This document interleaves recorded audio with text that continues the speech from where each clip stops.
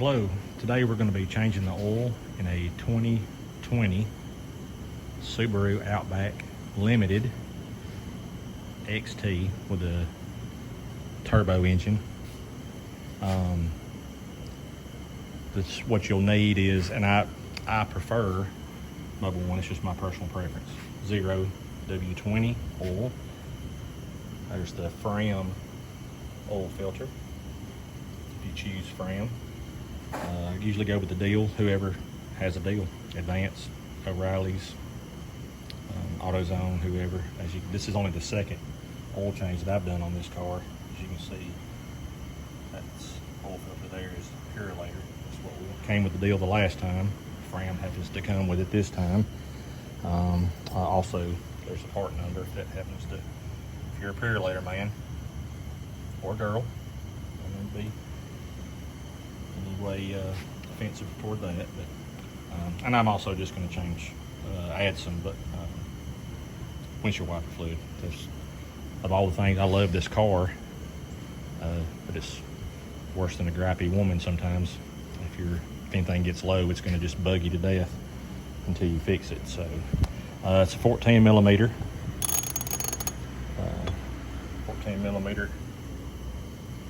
socket's what I have. You can get a wrench on there if you just prefer that. The torque specs are, you can look those up. Some people say 25, some people say 30. They also say depending on whether you have a new gasket or not. I do not have a new gasket this time. Like I say, I probably will swap it out every other time. Like I say, this is the second oil change that I've done myself, and I do not have another. This Fram did not come with a new crush gasket, but going back with it, it says 30 with a new gasket. If I'm not mistaken, don't quote me on that. And if you have a leak, I'm not responsible for any of that. Just, I snug it up. I don't have a torque wrench. I just snug it up. Just remember this: tight is tight and broke is broke. I'm imagining that'd be very expensive to get that fixed. So just snug it up really good. Run your car. Make sure you check it. You should always check your oil after you run it for a little bit anyway, after you change your oil. If you see any leaks, snug it up a little bit more. If not, see a mechanic, or put a new gasket on there or whatever. Just to get up under the car, you can see about where the oil pan is. If you're used to changing oil in the F-150 or something like that, then it's a little bit different looking. So we'll get up under there shortly, and let me just do that right now. Let me just get up under there and show you. Slide the pan in. I'll just pick back up in just a second. All right, I'm back. Just a few seconds. I have to go put on some gloves because I don't want to get. Normally I don't care, but I don't want to get my hands dirty today. So I'm gonna show you the top of the oil cap. Down here it says use 0 W20, and if you're going to be draining your oil, it's always best to take this off anyway. Let it get some air to completely drain. Set this over here on the top of my rag. Okay, and we're going to get up under there. Don't have a seizure. We'll be moving the phone around so much.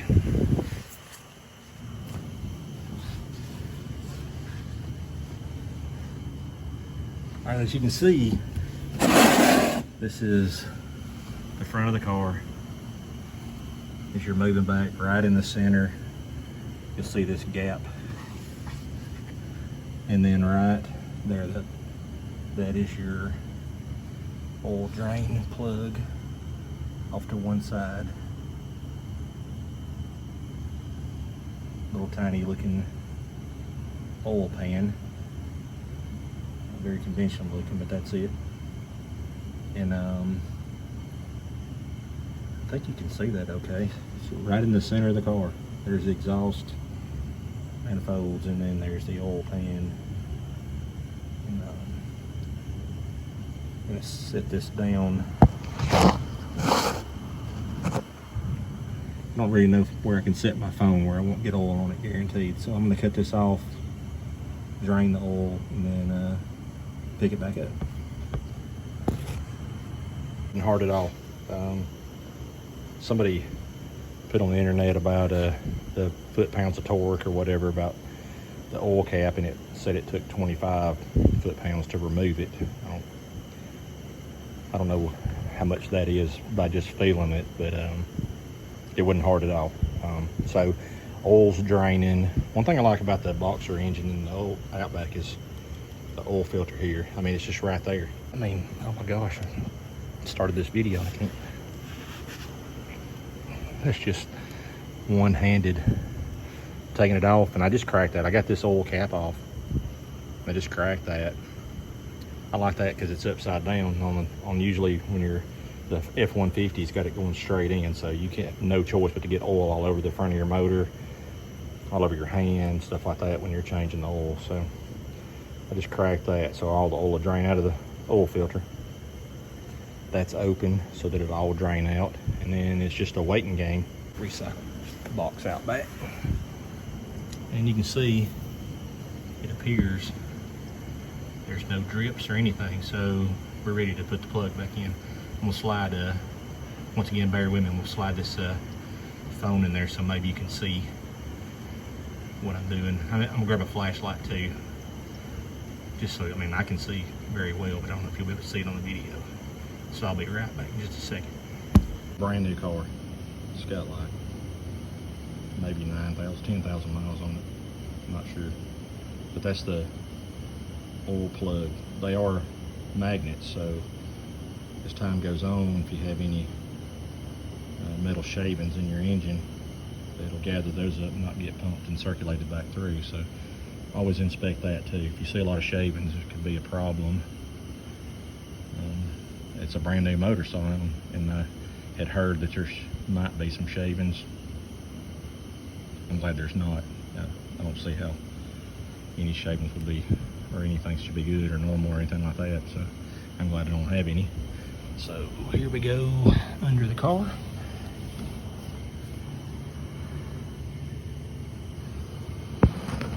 Maybe you can see that, I'm not sure.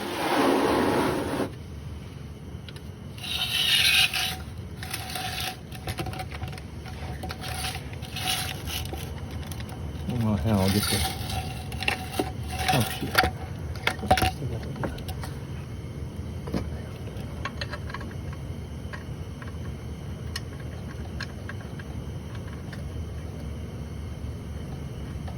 My gasket didn't look bad. It didn't. I didn't show you that when we were looking at it, but the gasket didn't look like it was. I mean, it's a crush gasket. It's supposed to smash down, but it didn't look that bad at all. So, and then that's finger tight to start with. And can you see that? So there that is. I had it finger tight to start with, and I put the wrench on there.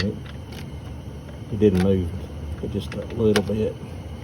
And then, you know, if you're worried about breaking something, generally with one hand in this position like this, you're not gonna break it. So I'm gonna snug it up, pull a little bit, and remember, tight's tight, broke's broke. So doing that, it's all good and clean. So if I can reach my racket, no, I don't want to reach my rackets. Okay. That's on. And that's pretty much it so far. I gotta go get the funnel and get it set. I should have had that so I could have a complete video, but I got a funnel that'll go right here, fill it up with this oil. It's supposed to be 4.8 quarts is what the Boxer engine in the XT turbo, that's what it calls for. I have this 5 quarts. I'm probably going to put the whole 5 quarts in, and then I'll change the oil filter. Let me just do that right quick, because one thing I like to do on the oil filters is, and like I say, I'm not a mechanic. I have made quite a few mistakes over my time, as you can probably tell by my video. Probably already see a bunch of stuff I've done wrong so far, I don't know. But this is primarily for the lay person. If you're a mechanic getting continuing education, this video, you're probably not watching this video. So I like to take a little bit of oil. First of all, make sure that this gasket is here. This gasket did come off of it did separate from the vehicle and stay on the filter like it was supposed to. I have had them on other vehicles like when you can't see very well.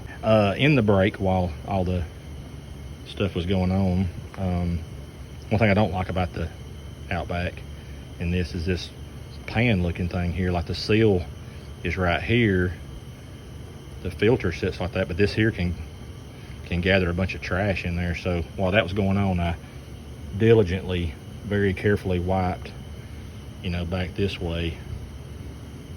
All this was clean. That was clean where the filter was, so there wasn't any danger of that. But I just carefully got all of that out and didn't let any trash get down in there or even down in there or anything like that. So I'm gonna place the new oil filter. Be real careful. If you hadn't changed oil before, be real careful of the teeth. You don't want to, or the threads on your filter. You don't want to cross thread that. Wouldn't be too bad if you crossed it on the filter part of it and mess that up, but missing the engine part of it probably pretty bad. And I'm just gonna go hand tight. That's what I always do. I just go hand tight, one-handed, and that's it. I will crank the car later, drive it. I'll check the oil over the next, well, at least tomorrow after I've driven it, and make sure there's no oil spots anywhere. In the engine, check the oil, and cut it off and gave it a few seconds to run back down. You can see it said 4.8 quarts. That's what it holds. I put the whole 5 in. As you can see right there, it's on the money to the full mark. Go to home, car info, maintenance. That 8, 10, or 20, I put that in there a second. I was goofing around. So you want a notification in 3 months. So I'll go here, 9, 10, 11, or recommended 6,000 miles, and set. Close it. There we go. Oil filter, we changed that again today. 9, 10, 11. Set. Recommended 6,000 miles. And that's it. And I had done this before, the last time. The maintenance schedule. So I left the date off, but every 6,000 miles it tells me to change the oil. Anyway, so that's it. The oil change for a 2020 Outback, Subaru Outback Limited XT and oil life reset. Thanks for watching.